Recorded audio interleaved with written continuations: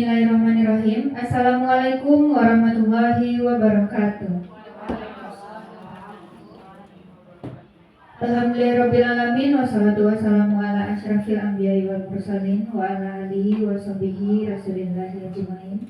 Pertama dan utama sekali, marilah kita ucapkan puji dan syukur atas kehadiran Allah Subhanahu wa Ta'ala yang telah memberikan rahmat dan karunia-Nya sehingga kita dapat berkumpul pada hari ini dalam rangka untuk mengikuti kegiatan diseminasi ilmu budaya positif yang nanti akan disampaikan oleh Ibu Nurse Revi Sofia.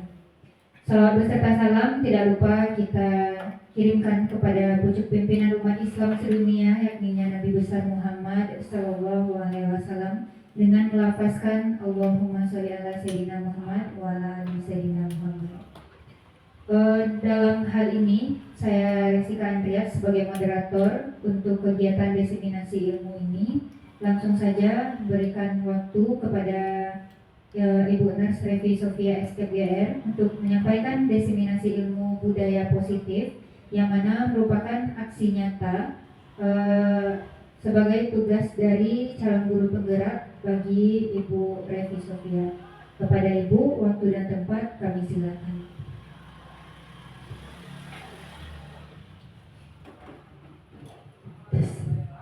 Oke.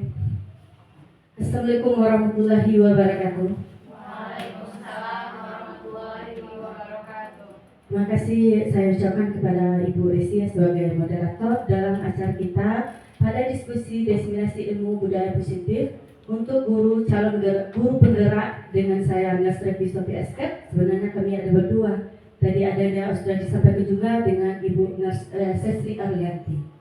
Nah, ibu bapak, ibu-ibu di sini, saya sebenarnya kami berdua ya, kami di sini bukan menggurui atau tidak lebih kurang lah dari ibu-ibu di sini tentang adanya pendidikan, bagaimana budaya positif yang kita terapkan di SMK Genus kita ini. Nah, di sini kita akan berbagi ilmu dan berbagi pengalaman saya sebagai guru penggerak. Apa sih itu budaya positif di sekolah yang mungkin akan kita terapkan untuk ke depannya. Oke, sebelum kita lanjutkan karena waktu sudah menunjukkan jam 12 ya, sudah mulai agak sedikit lemah letih lesu, mungkin ada sedikit yang lapar. Tapi saya mohon untuk lebih konsentrasinya. Kita ice breaking dulu, setuju Ibu? Oke.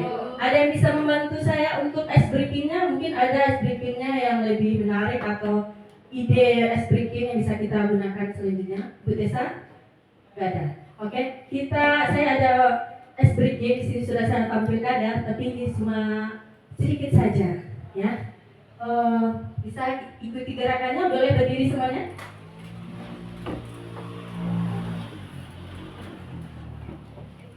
Gak usah tegang, kita santai aja ibu-ibu ya. Ibu Tessa, Bu Yuli. Oke, kita ikuti gerakan saya ya. Buka tutup, bertepuk tangan.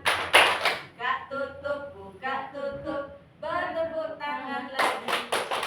Digulung-gulung, digulung-gulung gerakan badannya. Digulung-gulung. Lalu tersenyum hihi. Digulung-gulung, lalu tertawa. Ha ha. Ulang lagi. Buka tutup, bertepuk tangan. Buka tutup, bertepuk tangan. Digulung-gulung, lalu tersenyum hihi. Digulung-gulung, lalu tertawa. Ha ha. Oke, terima kasih ibu-ibu ya. Sudah meluangkan waktunya untuk ice breaking supaya suasananya lebih mencair. Ice breaking artinya kan memecahkan es supaya mencair. Oke. Sebelum saya lanjut ya, saya di sini ada pertanyaan. Apa sih tujuan dari pendidikan? Di sini kan semuanya adalah guru-guru profesional ya di SMK Genus. Mungkin di sini ada guru bahasa Jepang, bahasa Indonesia, guru produktif dan lainnya. Apa sih menurut Ibu tentang tujuan dari pendidikan? Ada yang bisa membantu saya? Tessa? Menurut Bu Tessa, tujuan pendidikan itu apa?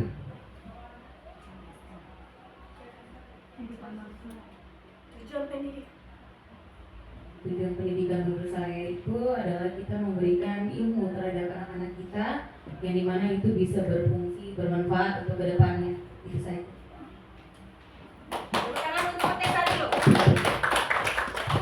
Jadi menurut Bu Tessa, tujuan itu untuk memberikan ilmu kepada anak-anak, kepada siswa kita yang menuntut ilmu di SMK Kesakti. Kita lihat arti yang berdasarkan dari Ki Hajar Dewantara di sini. Tujuan pendidikan sendiri memiliki tujuan utama untuk menjadikan media dalam melakukan pengembangan potensi dan mencerdaskan manusia agar siap menghadapi kehidupan di masa yang akan datang. Pendidikan dalam sebuah negara dapat dikatakan sebagai salah satu hal yang sangat penting untuk diperhatikan, ditingkatkan. Untuk tujuan pendidikan. Yang kedua itu, dalam lingkup yang luas, pendidikan bisa dikatakan sebagai proses untuk memperoleh pengetahuan, bukan hanya pengetahuan saja ya. Ada sisi keterampilan serta kebiasaan yang akan digunakan menjadi warisan dari satu generasi menuju generasi selanjutnya. Ya. Nah, sini pendidikan adalah menurut Ki Hajar Dewantara, bapak pendidikan kita, bapak yang mencetuskan pendidikan di Indonesia kita ya. Kita semua tahu siapa itu Ki Hajar Dewantara. Di sini itu salah satu hal penting yang wajib dilakukan baik di Indonesia ataupun luar negeri. Tujuan pendidikan sendiri adalah untuk menjadikan seorang mempunyai kepribadian baik, memiliki wawasan yang luas. Secara umum, arti pendidikan adalah pelajaran pengetahuan dan kepribadian seseorang. Pada intinya, pendidikan itu bukan hanya ilmu atau pengetahuan hanya berupa nilai atau nilai rapor yang kita berikan kepada siswa.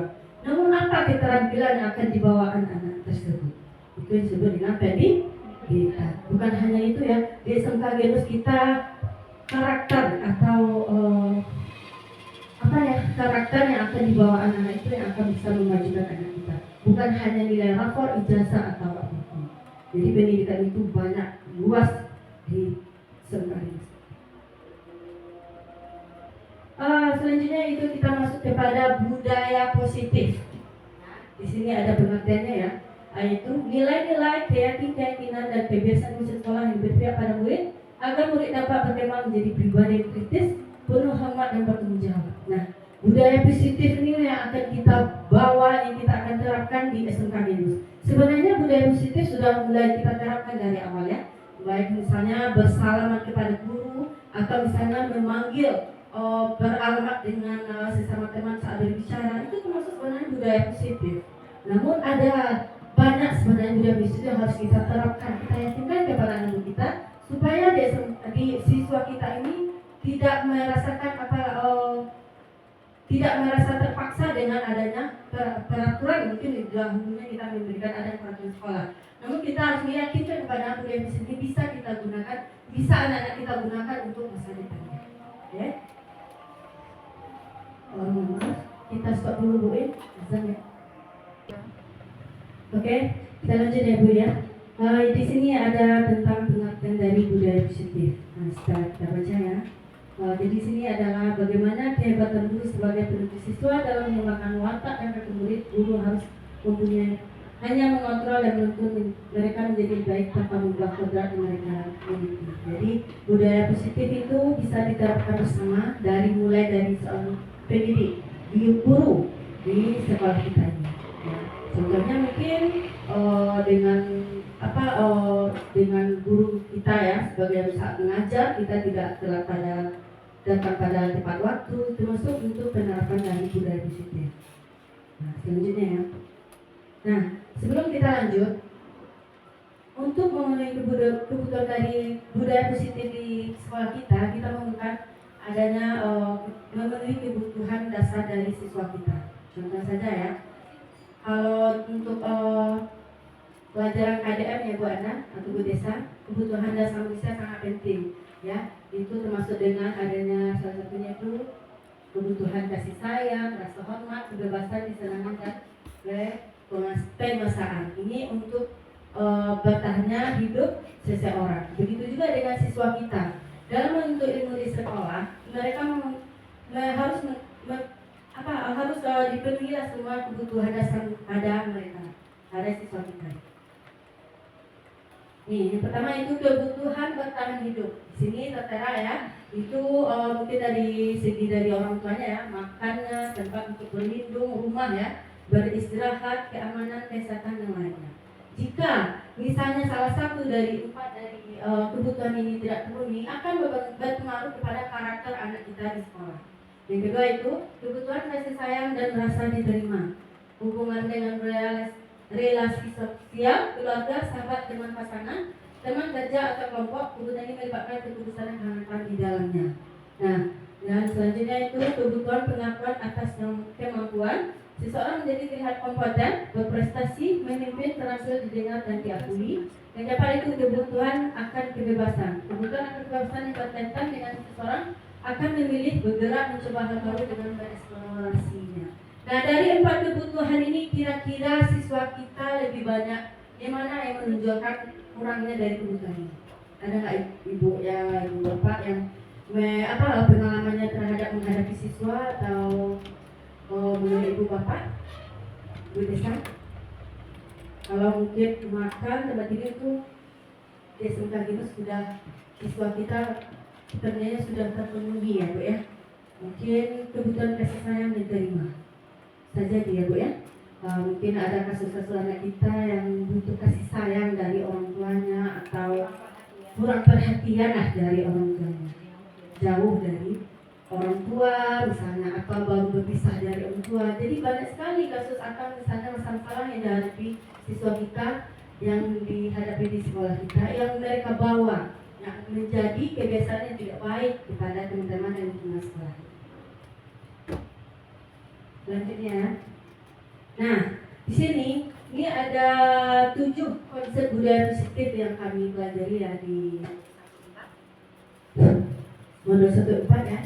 Yang pertama itu perubahan paradigma belajar, yang kedua disiplin positif, yang ketiga kebutuhan dasar manusia dan motivasi perilaku manusia, restitusi atau posisi kontrol guru, dan keyakinan keras dan segitiga restitusi.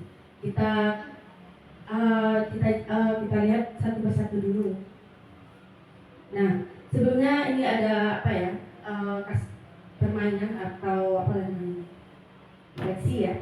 Nih, bisa kita lihat. Coba bisa dibaca. Anda dan teman Anda melakukan kegiatan coba buka. Anda adalah tugas adalah menyepakkan salah satu tangan Anda. Bisa atau Bu Tessa dengan Bu Marisa. Nah, salah satu dari Bu Tessa bisa berdiri. Ya. Nah, Ibu Bapak, Ibu, di sini Ibu Tessa berperan sebagai si A. Silakan berhadapan. Berhadapan. Ya.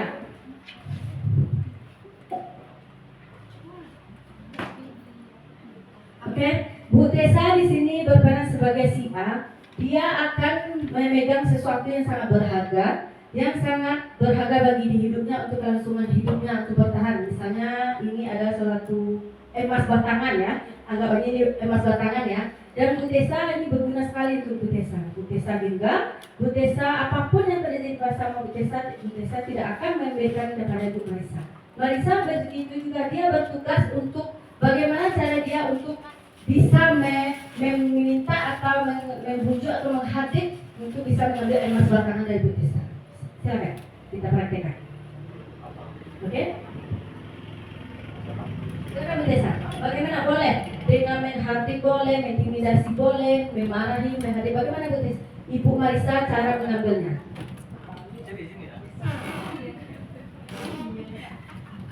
Kalau psikologi saya lebih bagus Bu Tessa. Nggak bisa, ayo kita ganti. Silakan Bu Tessa. Keluarkan kekuatan Bu Tessa untuk bisa mengambil emas batangan dari Bu Marisa. Mulai dari Bu membujuk. Membujuk dulu. Bagaimana Bu Tessa membujuk dulu? Marahi nanti. Marisa, kayaknya benda yang ibu punya bisa tinggal saya sebentar. Ini sedikit. Maaf Bu, ini punya saya Bu. Bu, bisa pinjam sebentar dulu. Masa itu Kasih aja mic-nya buat.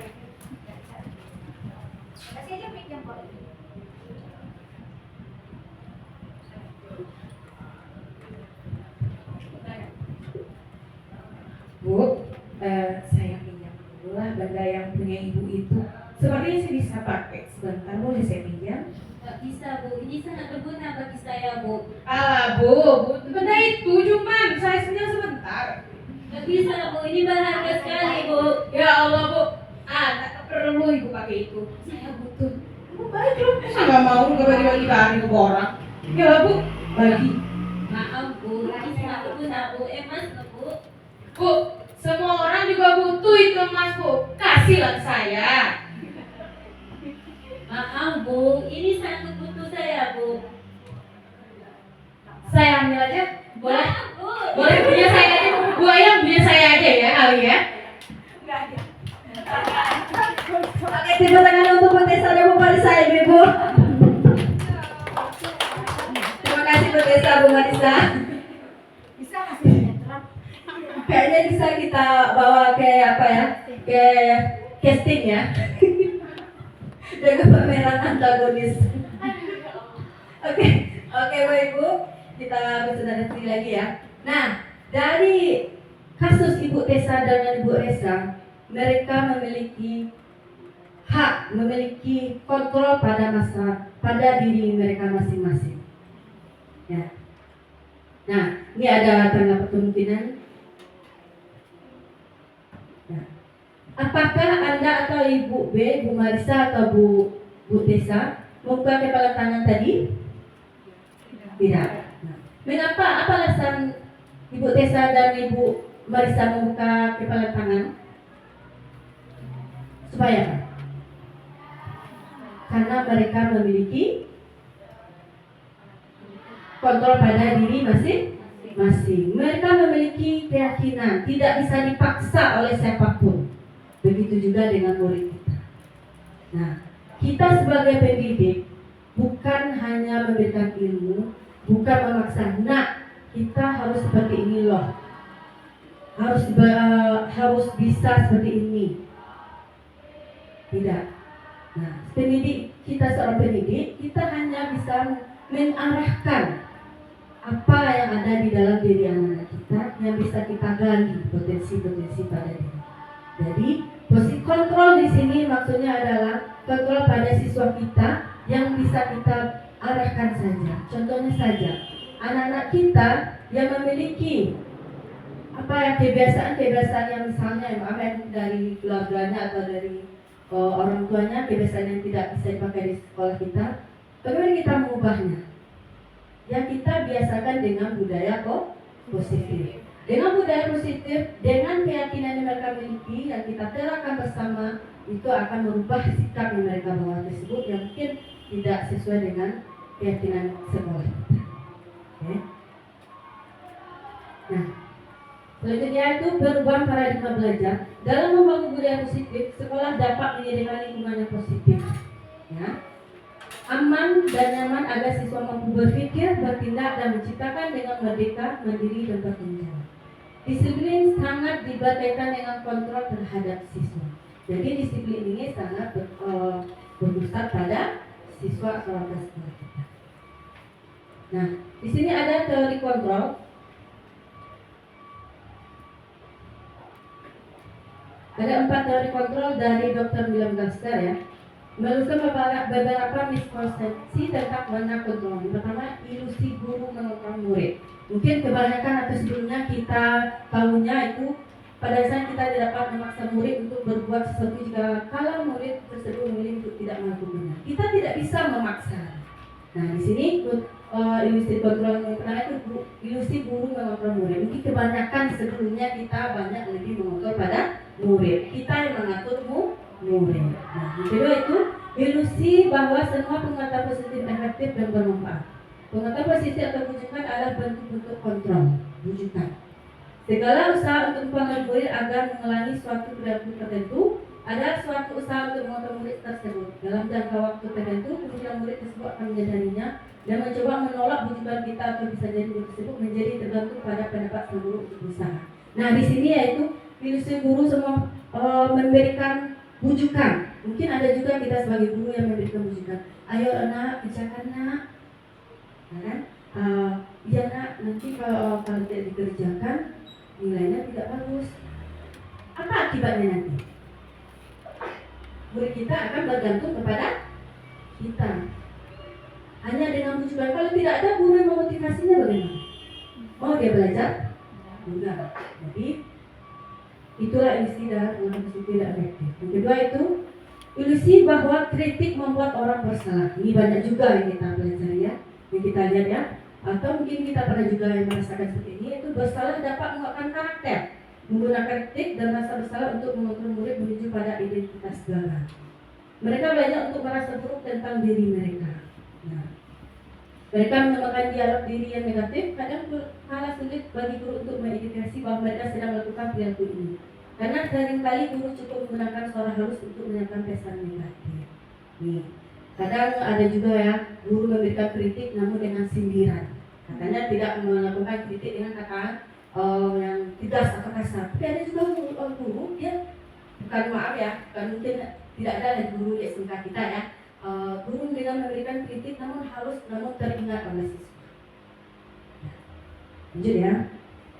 Selanjutnya itu urisi bahwa dewasa memiliki hak untuk memaksa. Nah, di sini paling banyak sekali. Ya, mentang-mentang seorang guru dengan usia yang lebih besar, lebih tua, guru bisa mengatur siswa kita di Indonesia. Itu yang paling banyak kita ya.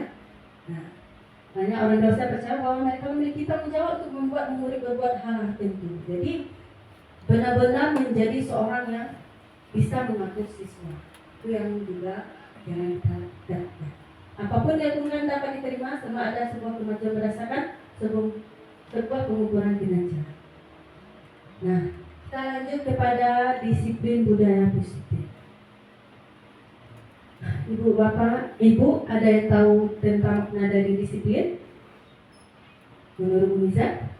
Apa menurut Bu Miza? Mungkin di pustaka ya, disiplin untuk masuk ke pustaka bagaimana? Kalau Bu Miza untuk makna dari disiplin itu apa? Supaya apa? Baik, Bismillahirrahmanirrahim. Assalamualaikum warahmatullahi wabarakatuh. Baik, apa itu makna dari disiplin? Menurut saya disiplin itu adalah menempatkan di tempatnya.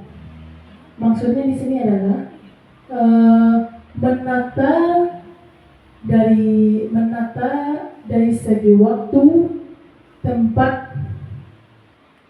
Jadi agar anak-anak kita bisa mendisiplinkan dari berbagai aspek.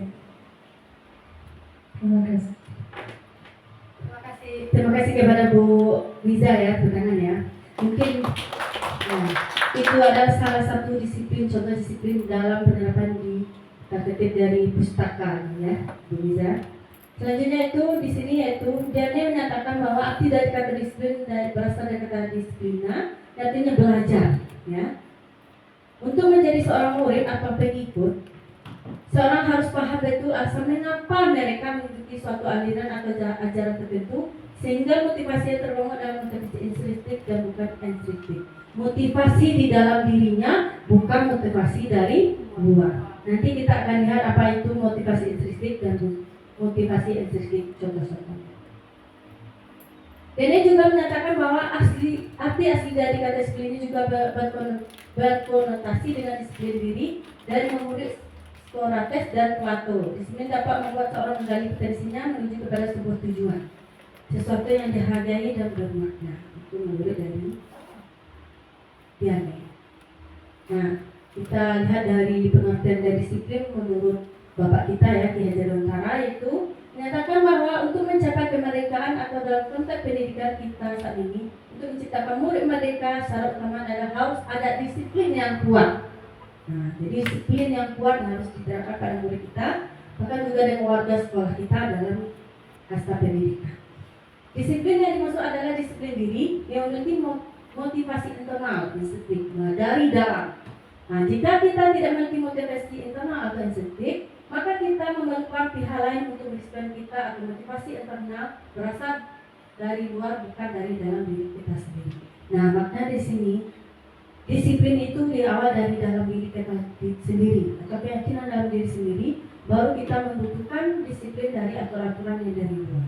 Mungkin aturan sekolah, keyakinan sekolah yang sudah diterapkan di sekolah.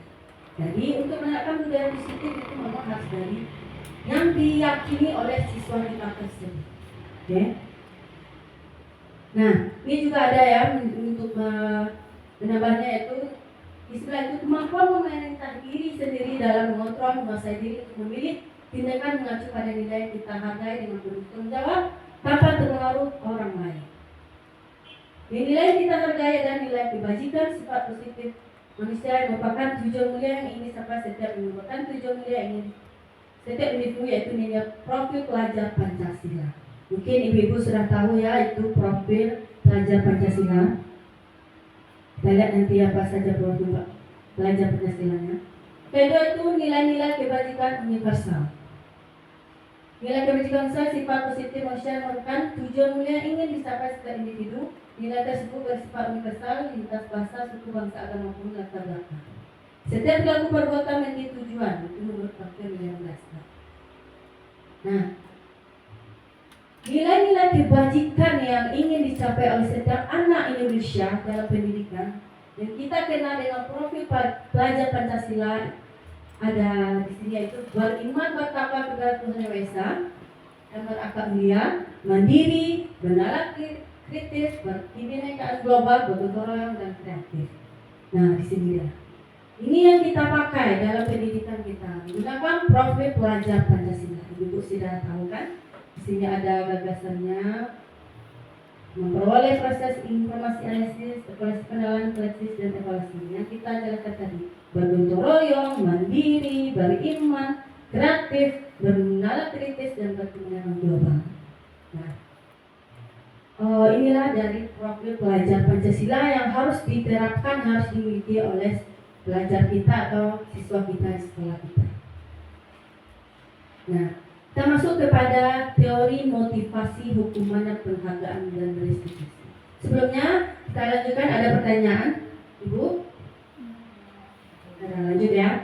Nah, kita masuk teori motivasi, hukuman, dan penghargaan dan restitusi. Ibu Bapak, ini dari ketiga, motivasi, hukuman, penghargaan, dan restitusi sama nggak? Berbeda ya. Hukuman, konsekuensi, penghargaan, restitusi. Nah, kita lihat ya.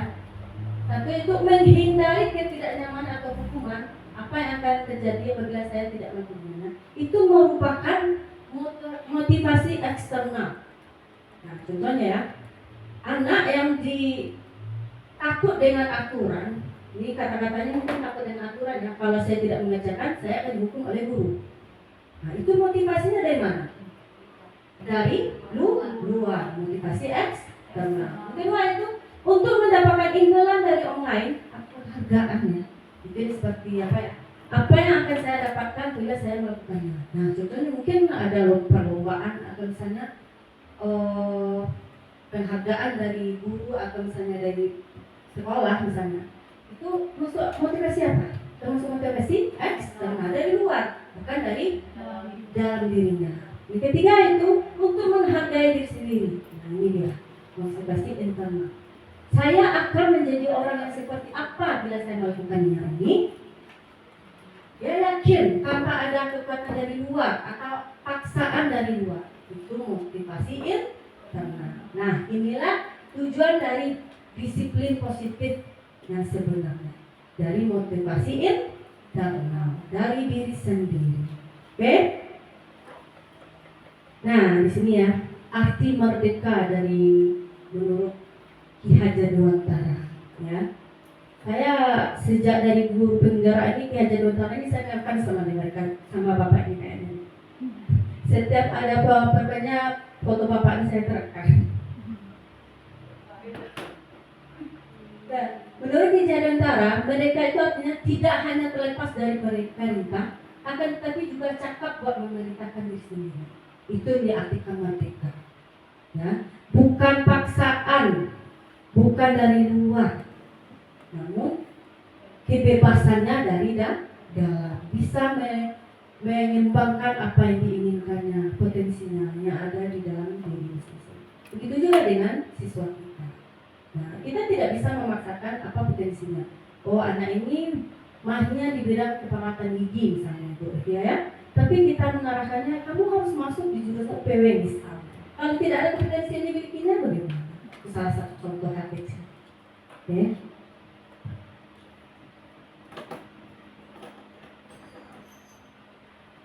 Nah, lanjut ya. Konsep dari Universitas yang kedua itu dihukum oleh penghargaan, itu bahwa penghargaan berlaku sama dengan hukuman. Ya.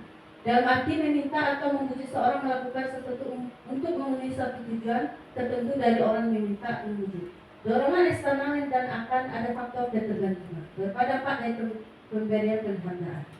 Nah, didukung oleh penghargaan. Nah, kita sebenarnya mungkin banyak juga yang memberikan penghargaan kepada siswa berupa misalnya piala, misalnya atau hadiah. Itu sebenarnya kita menghukum secara tidak langsung. Nah, kalau misalnya tidak ada hadiah, apakah mereka bisa melakukannya? Ya, bisa jadi mereka akan lebih malas, gitu kan? Jadi tidak ada motivasi dari dalam dirinya. Nah, pengaruhnya apa? Pengaruh jangka pendek dan jangka panjang, penghargaan hukum, penghargaan mengurangi ketepatan, penghargaan tidak efektif, penghargaan merusak hubungan. Nah, contohnya ya seperti tadi, ibunya tadi sudah berjanji misalnya ya, gurunya, jika Ananda nanti cepat menyelesaikan tugasnya, misalnya tugas kelompok, ibu akan memberikan hadiah 1 buku misalnya. Ya. Nah, dengan semangatnya anak-anak kita mengerjakan tugasnya dengan tepat waktu, saat menyerahkan ibunya lupa membawa hadiah. Dan apa yang terjadi? Apa yang dirasakan oleh siswa kita? Kecewa. Itu akan juga merusak hubungan. Lanjut ya. Didukung oleh penghargaan menurunkan kualitas. Penghargaan menurunkan kualitas ya. Penghargaan mengurangi motivasi instinktif, mengurangi keyakinan dalam dirinya. Paham sampai situ ibu-ibu? Nah, sini kita ada sedikit untuk merefleksi kita ya. Antara hukuman dan konsekuensi. Nah, tugas perbedaan hukuman dan konsekuensi. Kita lihat dari dulu di sini ya. Ibu Marisa bisa dibaca dari sana, Bu Marisa. Oke. Apa yang Ibu Marisa? Sebentar.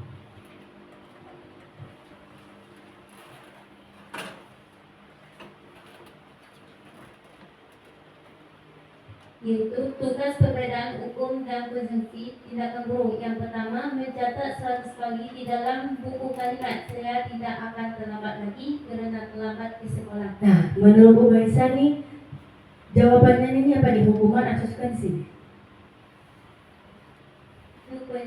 Konsekuensi. Ya, kita apa dulu ya, kita rekam dulu ya. Oke, lanjut Bu apa? Ibu cantik nih, Bu Tessa, silakan Bu Tessa nomor 2 ya. Lari mengelilingi lapangan basket 2 kali karena terlambat hadir di sekolah. Hukuman atau konsekuensi? Hukuman. Oke, lanjut. Yang kedua, Bu Rara. Murid diminta untuk berusaha 15 kali karena tidak menggunakan masker di sekolah. Hukuman. Oke, lanjut Bu Rani. Menggantikan kertas tugas teman yang telah dicoret-coret. Konsekuensi. Konsekuensi. Lanjut, Bu Liza. Tidak kelihatan, saya bacakan ya. Membersihkan tumpahan air di meja tulis karena tersenggol pada saat belajar. Hukuman atau konsekuensi? Membersihkan tumpahan air di meja tulis karena tersenggol pada saat belajar. Konsekuensi atau hukuman?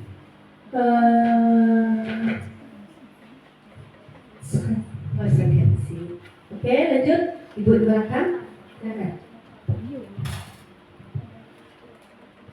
Murid disuruh untuk tidak mengenakan sepatu seharian di sekolah karena tidak mengenakan sepatu hitam. Hukuman. Hukuman menurut Ibu nih. Lanjut Ibu. Ibu apa namanya? Bu Nila, silakan Ibu. Lari mengelilingi lapangan basket 2 kali karena terlambat 10 menit untuk pelajaran PJOK. Merupakan hukuman. Hukuman. Ya, kita rekam. Oke, terima kasih pada Ibu ya. Ingat ya dengan jawabannya masing-masing. Nah, kita lihat tuh. Inilah jawabannya. Jadi, mencatat 100 kali dalam buku kalimat saya tidak akan terlambat karena saya terlambat termasuk hukuman. Nah, ini sangat berpengaruh kepada anak kita yang memberikan hukuman. Kedua, lari mengelilingi lapangan basket 2 kali karena terlambat hadir di sekolah juga termasuk hukuman. Murid diminta push up 15 kali karena tidak menggunakan masker di sekolah, itu termasuk hukuman. Mengganti kertas tugas teman yang telah dicoret itu termasuk konsekuensi. Begitu itu selanjutnya membersihkan tumpahan air di meja tulis karena tersenggol pada saat belajar, termasuk konsekuensi. Selanjutnya itu murid disuruh untuk tidak mengenakan sepatu sehari di sekolah karena tidak mengenakan sepatu hitam, aturan sekolahnya termasuk hukuman. Yang terakhir itu lari mengelilingi lapangan basket 2 kali karena terlambat 10 menit supaya sampai akal, termasuk konsekuensi. Nah, dari kolom ini atau tindakan guru ini antara hukuman dan konsekuensi ada nggak bisa membedakan? Apa sih hukuman dan konsekuensi, perbedaannya? Ada ibu bapak yang tahu? Ibu? Perbedaannya? Silakan berani.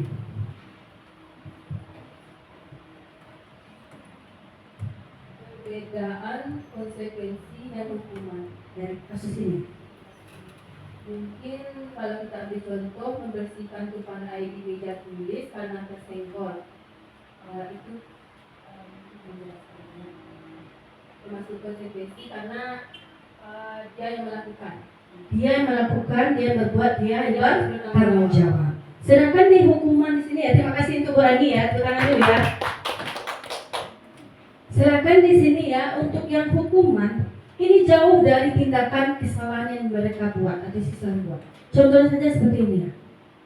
Murid disuruh untuk tidak mengenakan sepatu seharian, tidak pakai sepatu seharian di sekolah karena tidak menggunakan sepatu hitam. Itu termasuk secara tidak langsung menghukum atau mencedari murid.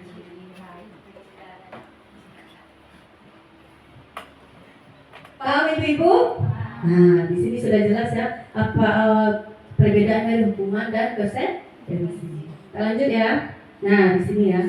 Perbedaan hukuman dan konsekuensi yang pertama itu hukuman sesuatu yang menyakitkan harus terjadi. Yaitu sedangkan konsekuensinya sesuatu harus terjadi. Kedua itu membuat anak sakit fisik maupun psikis atau hatinya ya untuk jangka waktu yang lama. Menendamkan anak kita kalau dikasih hukuman yang tidak setimpal? Ya.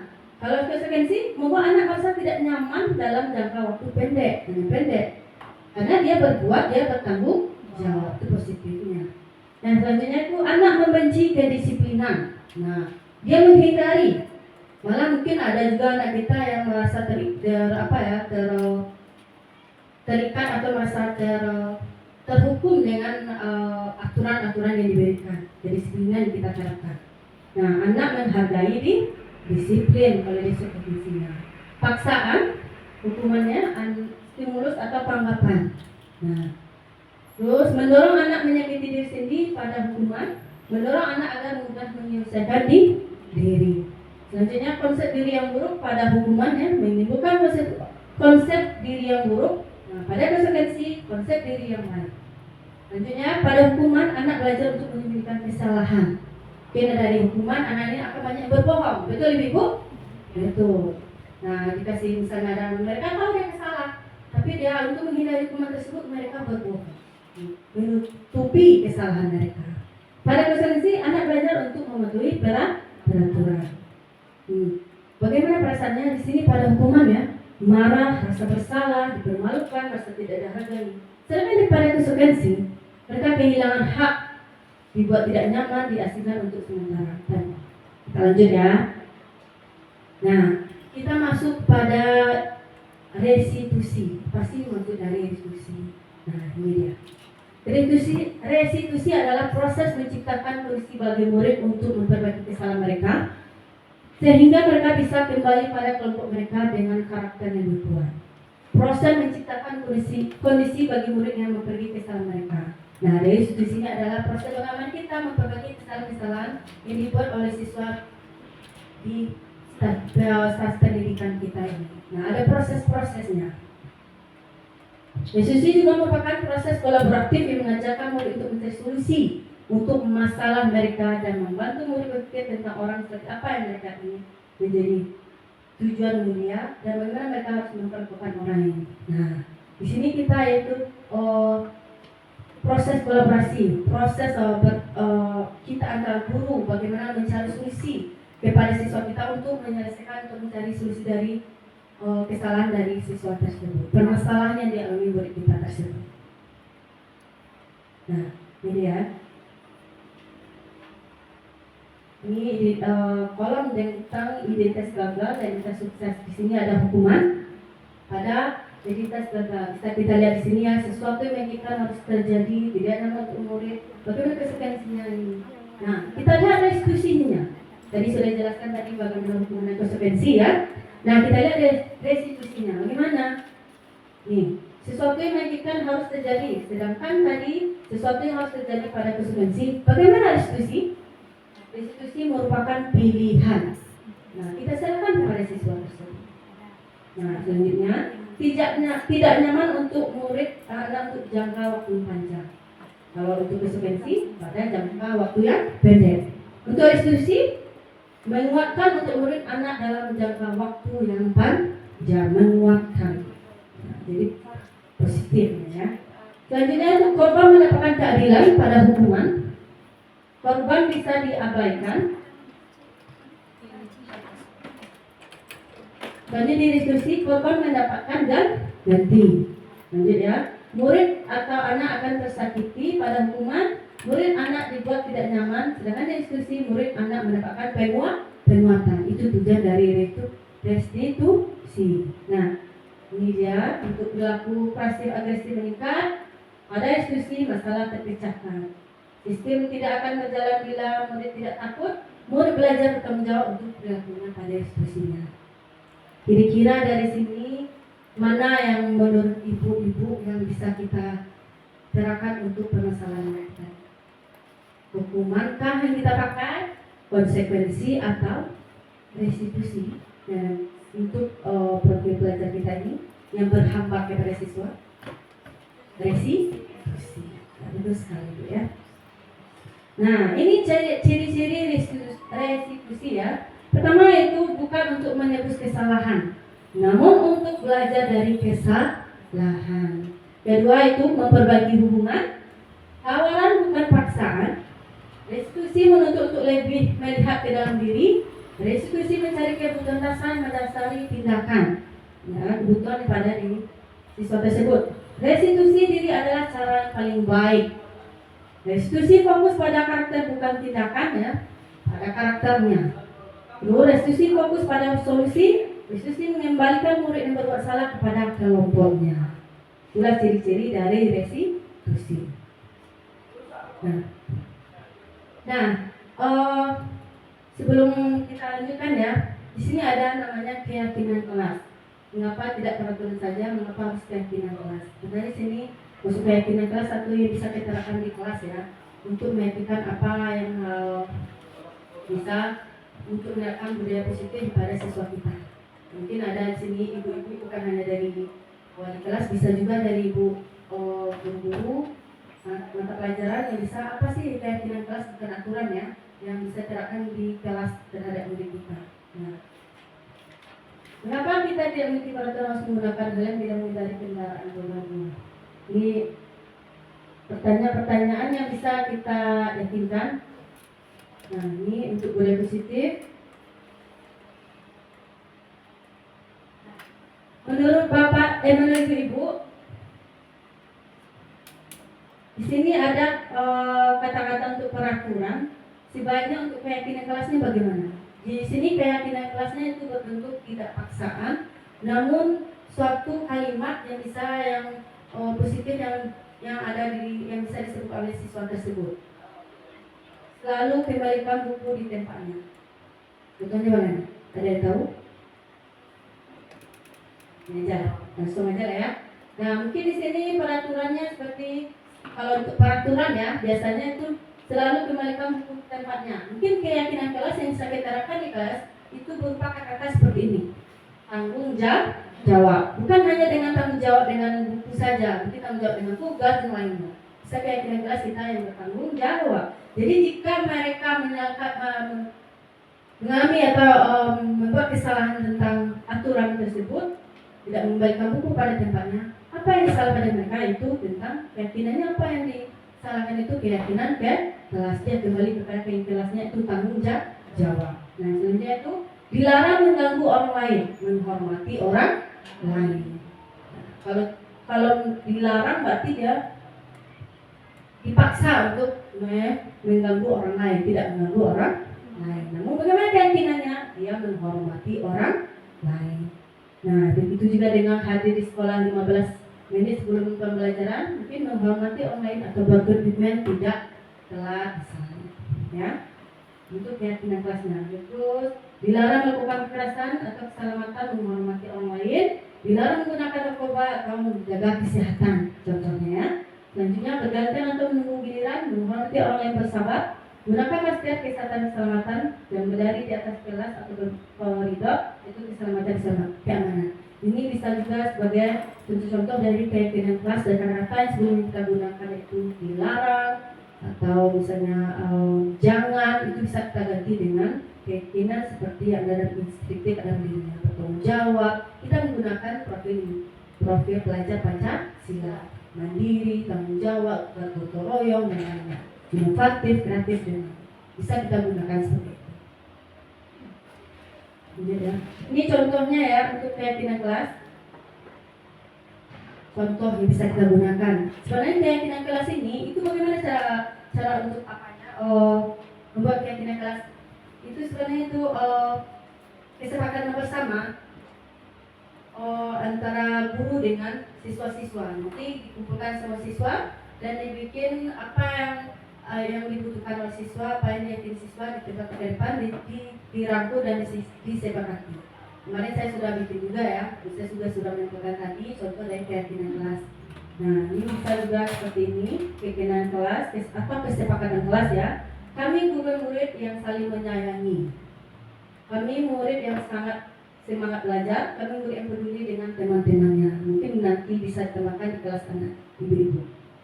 Ini juga dengan contoh selanjutnya. Lanjut.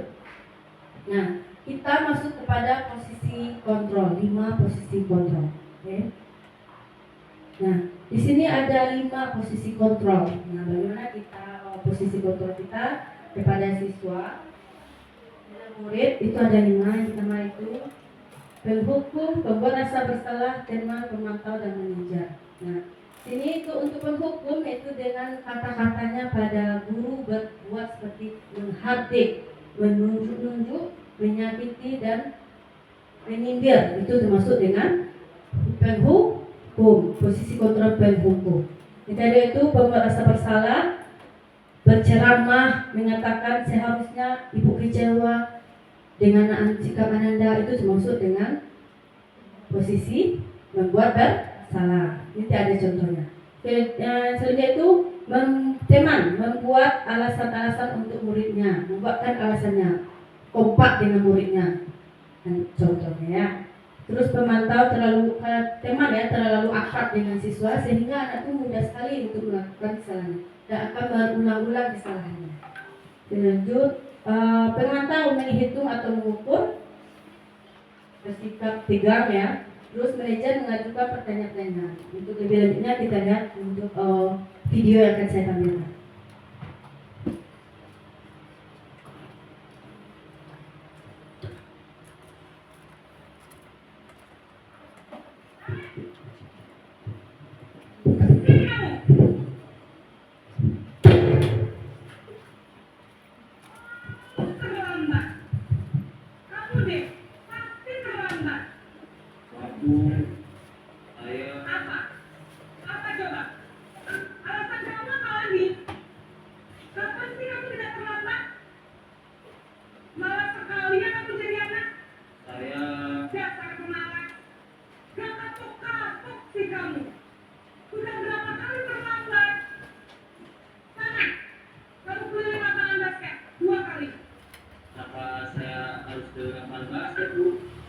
Kenapa? Kamu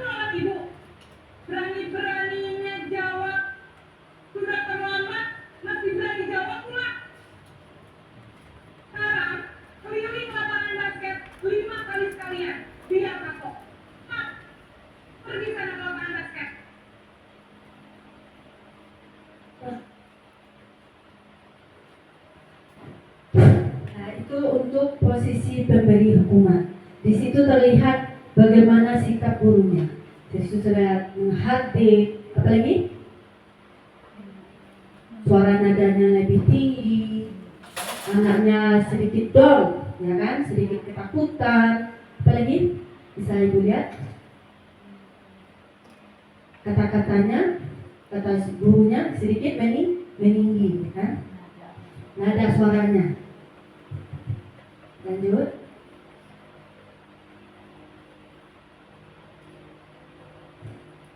Ini untuk posisi merasa bersalah.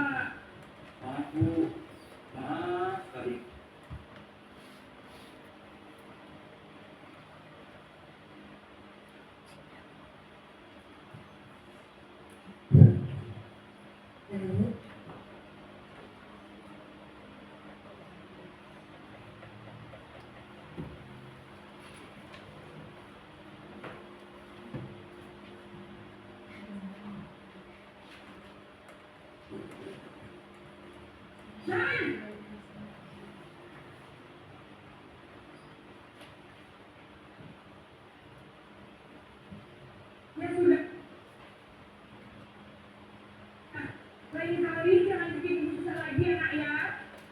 Aku tidak akan kuat lagi kalau mau begini terus. Bisa jantungan kalau ibu tegur bapak kepala sekolah. Karena cepat kelas. Maaf ya Bu, maaf sekali. Oke. Ini untuk posisi merasa bersalah. Bagaimana ibu-ibu reaksi dari gurunya? Gurunya mengelas ya, membawakan suasana haru kepada siswanya, membuat siswanya merasa bersalah, mengembalikan kesalahannya kepada siswa.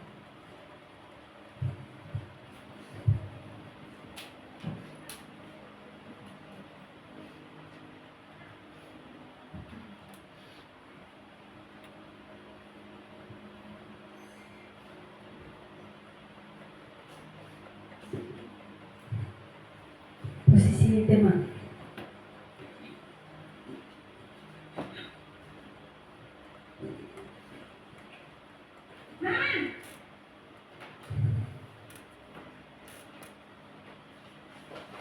Kata Ibu, Wah, sudah jam berapa ini nak? Lambat lagi ya sayang. iya Bu, habis ibu saya belum membangunkan saya Bu. Kamu malah menyalahkan ibu kamu. Kamu bukannya anak yang larinya paling kencang. Kok tenang?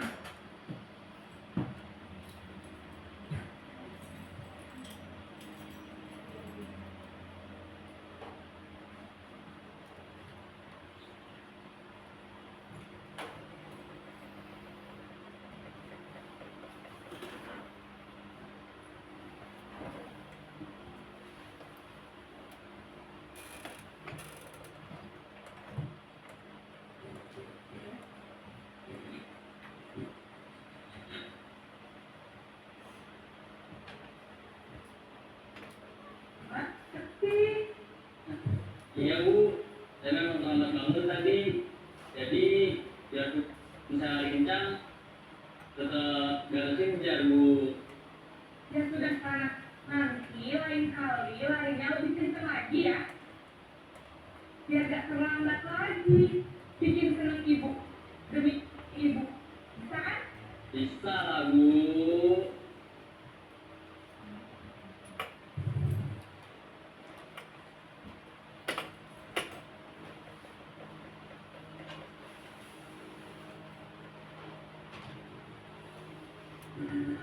Nah, selanjutnya itu untuk yang kelima ya, posisi manajer.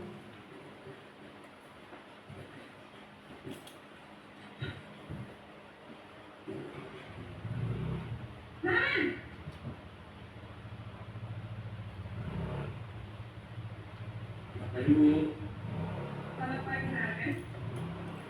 Bu, saya terlambat. Iya, sekolah masuknya Teknis.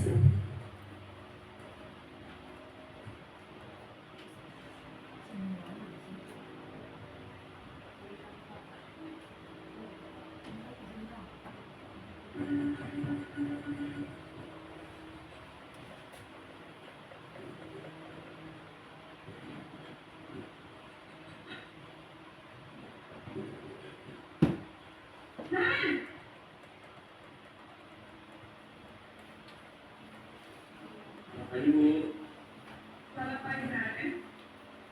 Bu, saya terlambat. Iya, sekolah masuknya jam 7, sekarang sudah jam 7. Jadi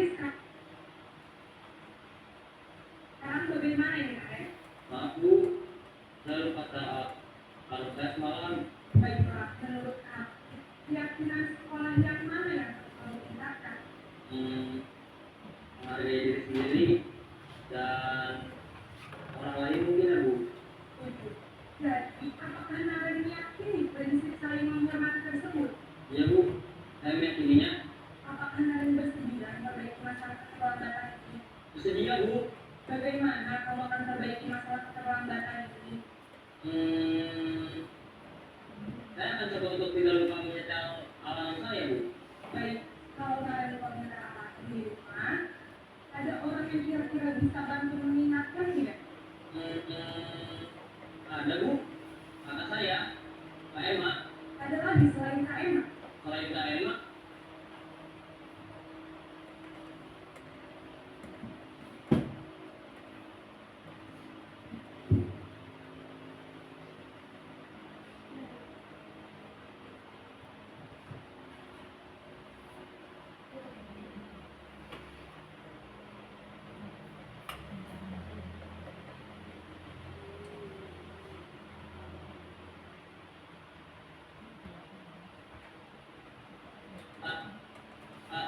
ibu saya. Baik, jadi yang mengingatkan Naren adalah Kak Emma dan ya.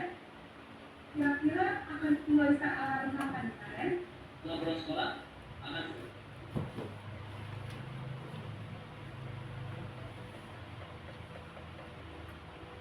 Jam 7, sekarang sudah jam 7.20.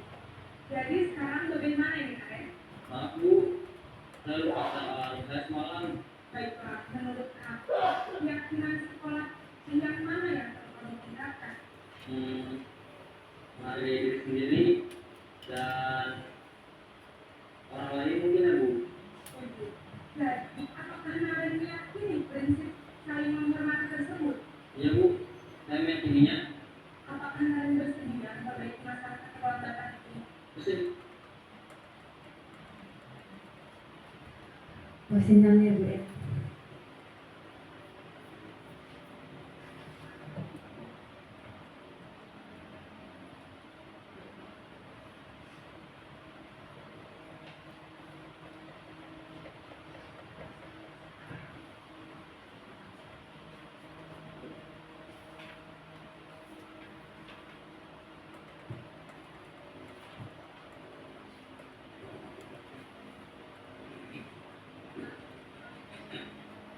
Tadi yang terlewat ya, posisi pemantau.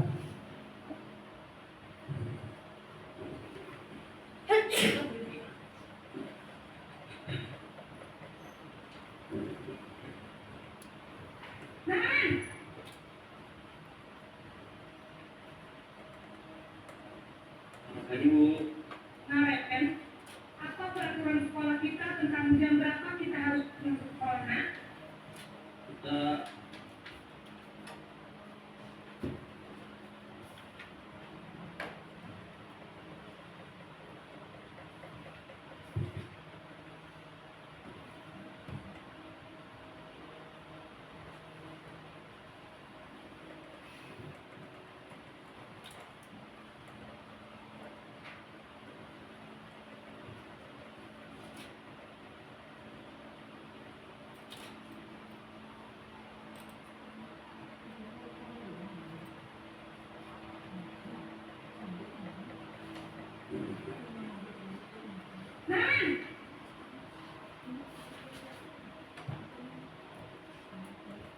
Lagi Bu, Nah, Ren, apa peraturan sekolah kita tentang jam berapa kita harus masuk sekolah, nak?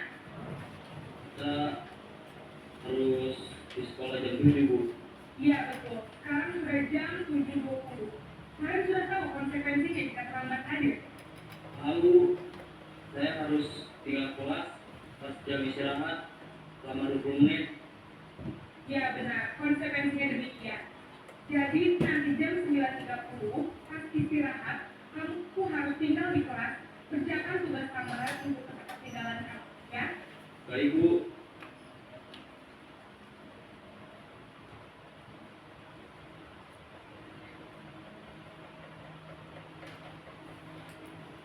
Oke, Ibu. Dari 5 video yang saya tampilkan tadi ada teori apa? Kontrol apa tadi? Kontrol, hukuman, apa lagi? Rasa bersalah, teman, manajer dan pemantau. Sebenarnya pemantau dulu baru manajer ya. Nah, ini ada kita lihat bisa kita bandingkan ya dari 5 kontrol tersebut mana yang bisa kita masukkan ke dalam pertanyaan-pertanyaan ini. Kita lihat. Karena saya kecewa sekali dengan kamu. Kira-kira siapa yang mengatakan? Posisinya di mana ya? Rasa bersalah. Selanjutnya, kamu tidak pernah benar melakukannya. Kira-kira apa ini? Temankah, pemantaukah, penghukumkah? Pemantau. Kita lihat dulu ya. Ayolah lakukan demi ibu atau bapak. Teman. Apakah kamu mau mendapatkan stiker bintang hari ini? Pemantau. Bagaimana kamu bisa menyelesaikan masalah ini? Nah, ini manajer. Kamu selalu yang paling terakhir. Pemantau. Nah, kita lihat jawabannya. Nih, jadi saya kecewa sekali dengan kamu. Itu pembuat orang bersalah. Yang kedua, kamu tidak pernah benar melakukannya. Itu penghukum. Ya, ayo lakukan demi ibu. Itu teman. Apakah kamu mau mendapatkan stiker bintang? Itu pemantau. Bagaimana kamu bisa menyelesaikan masalah ini? Itu manajer. Selanjutnya, kamu selalu yang paling terakhir. Itu penghukum. Nah, ini itu peraturan pemantau frekuensi radio itu, lanjut ya. Nah, kita masuk kepada segitiga restitusi. Di sini ada segitiga restitusi itu menstabilkan identitas, validasi kebutuhan dan menanyakan keyakinan. Ini ketiga dari solusi ini untuk permasalahan yang kita untuk permasalahan pada siswa kita yang bisa kita gunakan. Nilai apa yang telah kita sepakati itu pada saat menanyakan keyakinan. Kamu ingin menjadi orang seperti apa? Itu termasuk menanyakan keyakinan. Kita lihat jawabannya. Kamu bukan satu-satunya yang pernah melakukan ini. Setiap orang pasti pernah melakukan kesalahan ini. Kamu tentu punya alasan mengapa melakukan ini. Adakah cara lebih efektif untuk melakukan apa yang kamu lakukan? Ini untuk konsep dari segitiga restitusi yang bisa kita gunakan. Nah, menstabilkan identitas itu membuat anak yang merasa gagal karena membuat salah menjadi positif menjadinya. Mungkin kata-kata seperti ini ya pada dari guru ya. Berbuat salah itu hal yang manusiawi nak. Tidak ada manusia yang sempurna, baik ibu juga pernah salah. Jadi kita saat melakukan kajian pada siswa yang punya kasus itu kata-kata yang bagus dalam tadi identitasnya. Gak apa-apa nak. Ibu juga sebenarnya pernah juga sih punya. Ibu juga anak ibu paham dengan anda. Membuat kesalahan itu termasuk manusia. Mungkin seperti itu kata-katanya ya. Ibu-ibu tidak tertarik untuk mencari tahu siapa yang benar. Kita tidak perlu menanyakan seperti ini. Kenapa kamu salah seperti ini mengajarkannya? Itu nggak perlu disebutkan. Siapa yang salah, ibu lebih tertarik untuk menyelesaikan masalahnya. Jadi kita langsung kepada intinya seperti visi manajer tadi ya. Apa solusi yang bisa dilakukan oleh pada anak tadi ya. untuk dalam menyelesaikan masalahnya. Kalau kamu menyalahkan dirimu sendiri terus-menerus, apakah kamu bersikap baik pada dirimu sendiri? Itu pertanyaan-pertanyaan yang bisa digunakan dalam melestarikan identitas. Mungkin seperti inilah bunyinya. Selanjutnya ya.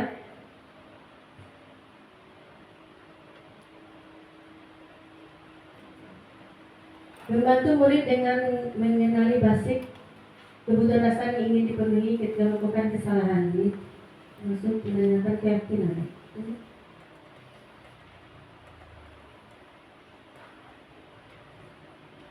Validasi kebutuhan. Ini kata-kata bisa digunakan dalam validasi kebutuhan ya. Pada dasarnya setiap tindakan manusia tujuannya adalah memenuhi kebutuhan dasar, apakah itu penguasaan, kebebasan, kasih sayang, rasa terima, kesenangan atau bertahan hidup. Mungkin guru bisa berkata seperti, kamu bisa saja akan melakukan hal yang buruk, tapi kamu tidak melakukannya kan? Kamu pasti punya alasan mengapa melakukannya. Nah, contoh bisa seperti ini. Mungkin ada guru dengan siswa menyatakan apa kebutuhan yang punya alasan apa sih anak ini dalam melakukan kesalahannya. Apa yang terpenting bagi kamu? Kamu boleh tetap berusaha menjaga sikap itu, tapi tambahkan sikap yang lain. Maka kamu belajar cara lain untuk menerapkan yang kamu butuhkan tanpa harus mengukur. Ya.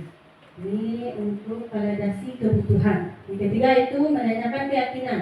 Anak melihat kesalahannya dihubungkan dengan norma sosial dan nilai yang mendasari manusia berinteraksi dengan orang lain. Mungkin kata gurunya berkata, apakah nilai yang kita belajar di sekolah kita nanti? Nilai bisa apa yang telah kita sepakati, yang kita ideal seperti apa? Kamu ingin jadi anak seperti apa? Apa yang kamu rasakan? Jika kamu melakukan ini, kamu menjadi orang seperti apa? Nah, ini intervensinya ya untuk 30 detik. Besi bisa membantu murid kembali pada tujuan semula yang cukup singkat dan dengan cara dan kooperatif. Apakah kamu ingin berbuat lebih baik? Apakah saat ini kamu sedang menjadi orang yang sedang kamu inginkan? Mungkin dari video tadi bisa kita lihat. Ini salah satu kasus ya dengan penerapan diskusi segitiga yang saya lakukan. Salah satu contohnya ya. Ini dengan kasus Hani yang tidak mengikuti praktek mandiri di laboratorium keperawatan pada hari Kamis bersama Bu Isni yang berhalangan tidak masuk mengajar di laboratorium keperawatan. Ini kasusnya ya. Dan meminta Bu Ella, guru PL untuk mendampingi siswa kelas 12-1 yang diberi tugas praktek mandiri di labor. Pada saat Bu Ella mengasih siswa belajar praktek mandiri di labor, maka izin Hani ya maksudnya izin kamar mandi dan saat itu ini tidak masuk ke labor lagi sampai jam pelajaran di labor. Bu Ella lantas melaporkan hal ini kepada Bisni dan Bisni minta saya memanggil Pak esoknya Bisni dengan sekali itu dengan menggunakan penerapan 3 sisi diskusi.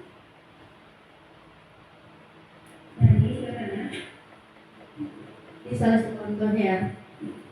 Ini habis Pak. Ya. Ini Pak.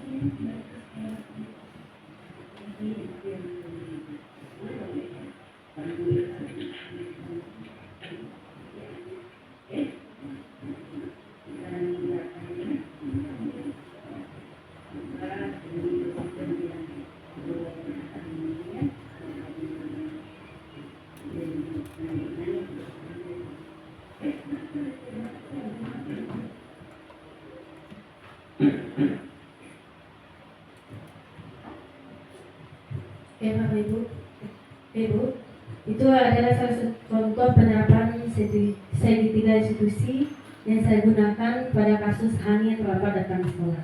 Nah, jadi yang saya gunakan di sini itu intinya itu menanyakan keyakinan pada siswa. Jadi intinya kita dalam penerapan budaya positif untuk meyakinkan siswa untuk bisa menerapkan karakter budaya positif di sekolah kita menyerahkan keyakinan pada diri mereka.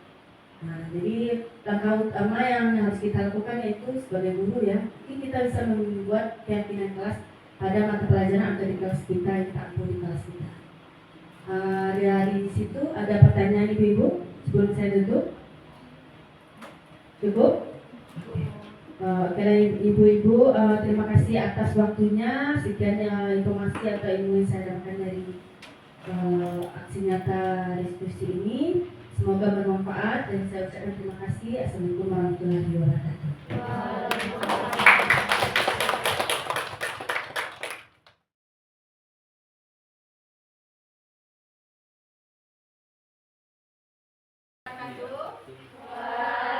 Waalaikumsalam warahmatullahi wabarakatuh. Nah, anak-anak ibu, mungkin hari ini sengaja kita diskusi ya untuk 11 lantai 2. Di sini aku mau menjelaskan sedikit materi ya. Sebelumnya kita sudah memahami apa itu budaya positif. Salah satunya yang mungkin Anda sudah menerapkan ketika misalnya bersalam dengan guru atau saling menghormati.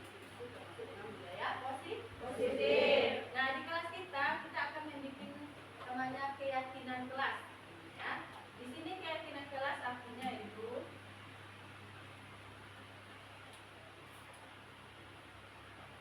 sebuah nilai-nilai kebajikan universal yang telah disepakati secara tersirat dan tersurat lepas dari adanya latar belakang suku, negara, bahasa maupun juga agama. Nah, di sini di kelas Ananda kita banyak beragam ya, banyak beragam. Kalau budaya sama ya, kalau untuk agama sama ya.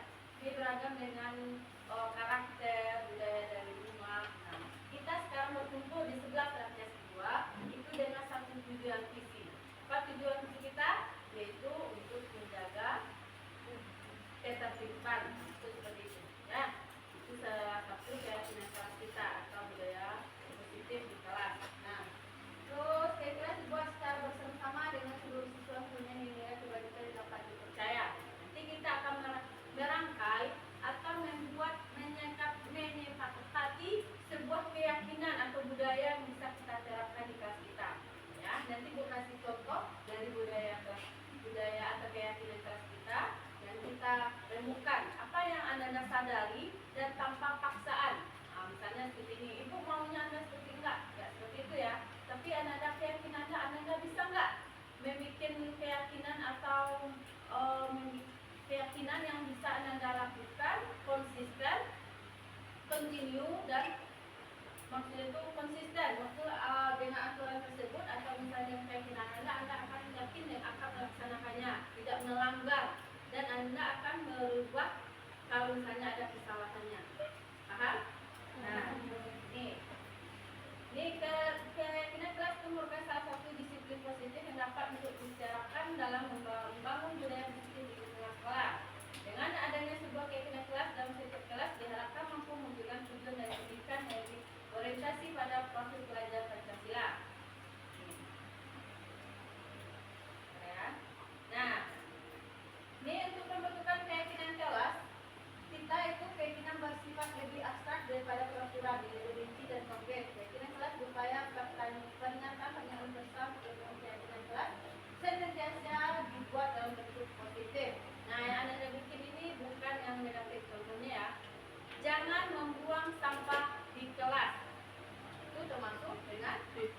negatif, adanya jangan. Tapi bahasa yang positifnya akan kita bikin apa? Bola membuang sampah di tempatnya. Ada kata-kata positifnya, ya. Terus jangan berisik di dalam kelas. Bahasa yang positif atau negatif? Negatif. Yang positif bagaimana? Menjaga ketertiban di dalam kelas. Paham dengan keyakinan kelasnya? Paham. Nah, ya.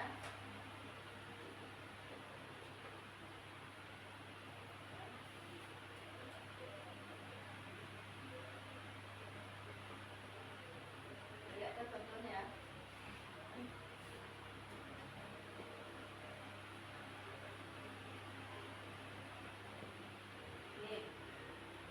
Ini salah satu bentuk budaya positif yang akan Anda terapkan.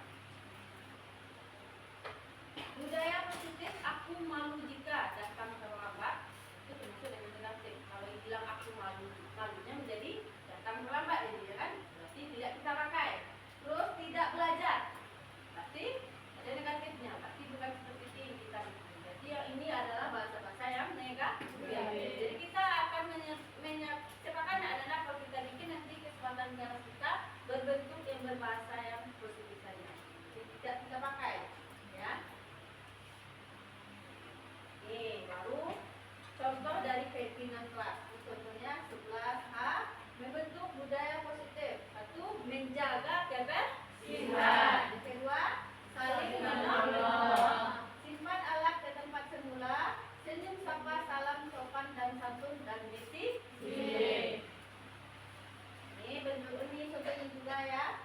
Hasil keyakinan kelas: bertanggung jawab mengerjakan tugas piket, bersikap jujur, bersikap tenang saat pelajaran berlangsung, bersikap sopan yang menghormati guru, saling tolong menolong dan hidup rukun dengan teman. Nah sekarang ibu mau ibu mau Ananda meyakini apa sih budaya positif yang bisa Anda terapkan di diri Ananda masing-masing, yang bisa kita terapkan di kelas kita ini. Ya, itu harus konsisten.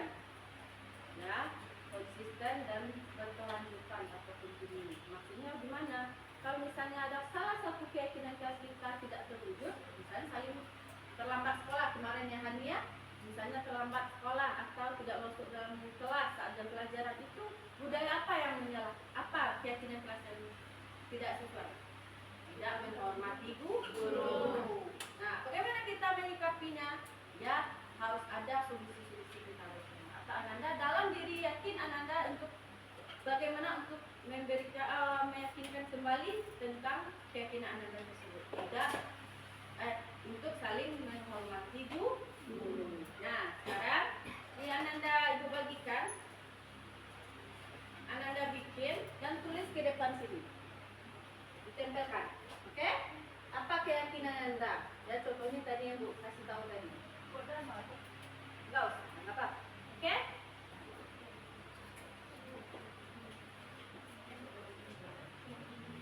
Bikin apa keyakinan kelas Ananda?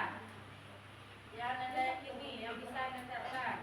Jaga kebersihan, saling menolong, salam sopan, santun, apa lagi?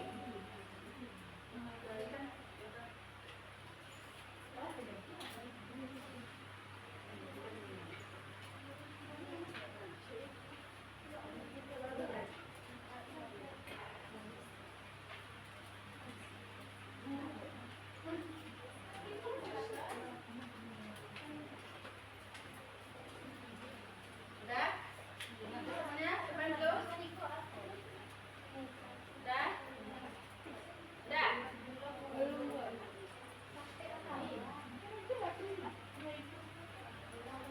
Udah?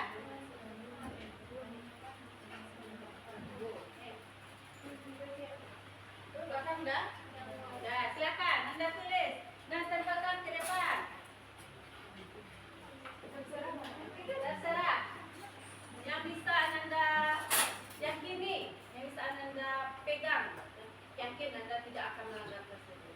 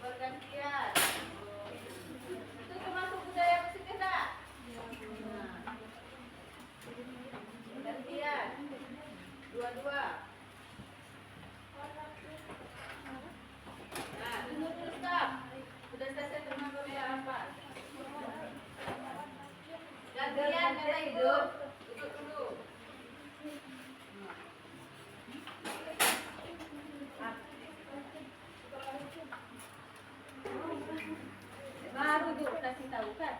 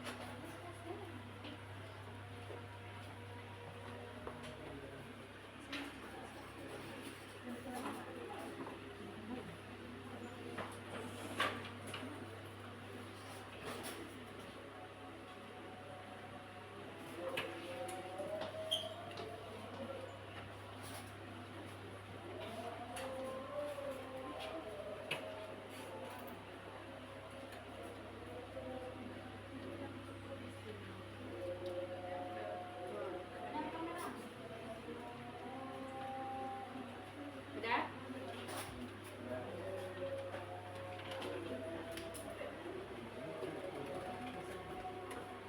Depan.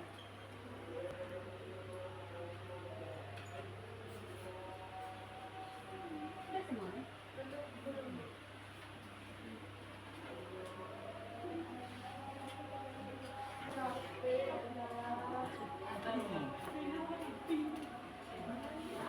Udah,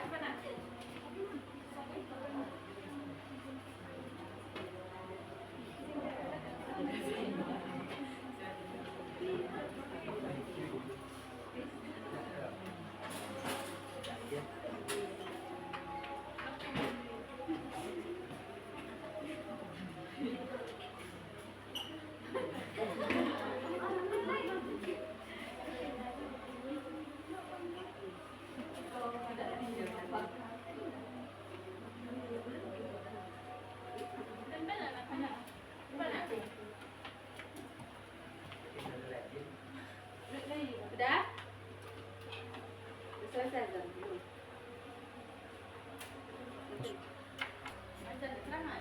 Tiga. Oke Nana, Ananda sudah menempelkan apa keyakinan Anda bikin ya. Ananda yakini di kelas ini Ibu bacakan satu-satu dulu. Ya, di sini ada menjaga kerukunan kelas. Tingkat ketertiban ke kelas. Disiplin, menjaga kebersihan, menjaga tata tertib. Membantu teman saat kesusahan, laksana kewajiban piket kelas, lalu membuat tugas saat guru meninggalkan tugas kelas, sopan santun saling menyapa satu sama lain. Jadi kita ambil yang di atas dulu ya. Kita ambil apa ya? Menjaga kebersihan. Karena betul, menjaga kebersihan, menjaga ketertiban. Terus lanjut ya. Datang tepat waktu, saling tolong menolong, saling menghargai. Diambil datang tepat waktu. Bisa Anda tepat waktu datang? Insyaallah. Yakin ya? Yakin. Terus saling menghargai.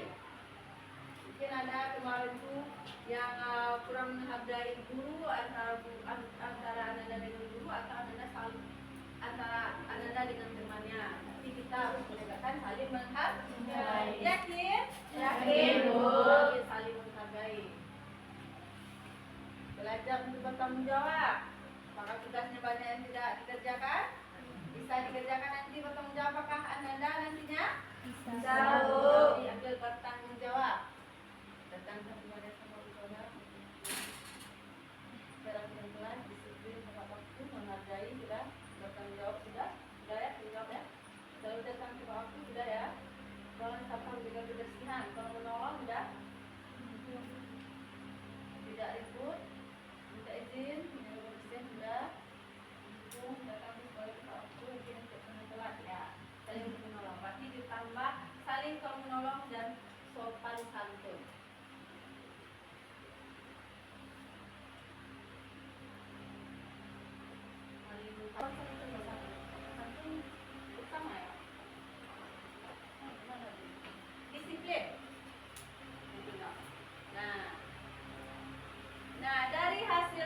hasil diskusi kita ambil ada 7 keyakinan kelas 11 dalam kelas 2. Pertama tadi apa?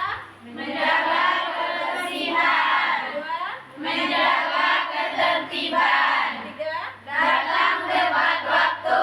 empat, Saling menghargai. lima, Bertanggung jawab. enam, Saling tolong menolong. dan Disiplin. nah, dari 7 keyakinan Iya, Bu. konsistenkah Ananda nantinya? Konsisten, Bu. Lalu lanjutkah nantinya? Lanjut, Bu. Oke, pada hari Kamis tanggal 12 Oktober di kelas Langkah 2 meyakini 7 keyakinan yang akan Anda laksanakan untuk ke depannya. Sepakat? Sepakat, Bu. Oke, terima kasih. Bu akhiri ya. Assalamualaikum warahmatullahi wabarakatuh.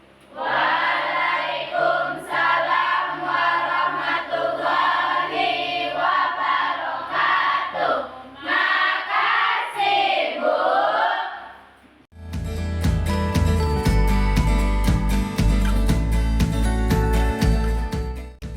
Assalamualaikum warahmatullahi wabarakatuh. Perkenalkan saya Nurse Trisya Gusweni Eskep. Saya merupakan guru keperawatan dan di sini saya ingin mengucapkan terima kasih kepada Ibu Nurse Revi Sofia Eskep yang telah memberikan ilmu baru terkait dengan pentingnya ilmu positif di sekolah, dan untuk Ibu Revi Sofia terima kasih untuk ilmunya. Sukses dan semangat terus.